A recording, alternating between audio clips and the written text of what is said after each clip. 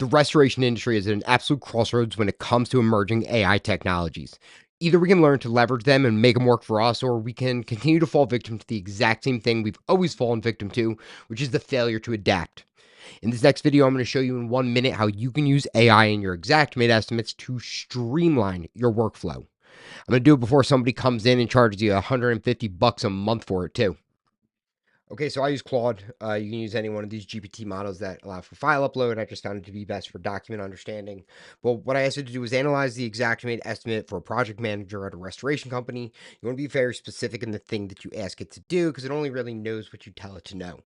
I'm far from an expert in AI. That being said, I have built a few AI models for the restoration industry. Most recently, ChatGPT, which just released version 2. It's getting pretty strong. I'll link that below. It's the only AI model based on IICRC standards. So it gives me a nice little breakdown, just the spark notes, if you will. But let's get into a little bit more detail and tell it to break it down by the category.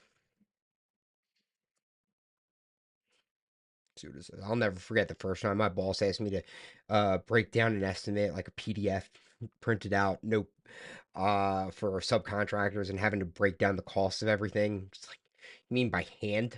It's like 300 line items. Oh man, I wish I had this.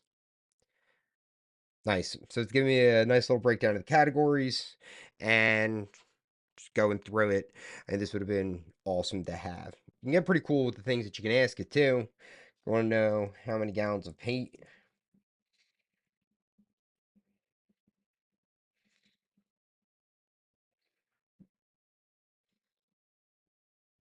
It's probably going to give me a disclaimer saying, like, yeah, all paint's different because, liability and whatnot, but it should take the math, basically the square footage, and calculate, yep, the average amount that a gallon of paint could cover. It's taking that, piecing it together, and it's telling me how many gallons I need to purchase. It's awesome to have. And if you're a TPA guy, something that I would have found super helpful is you can say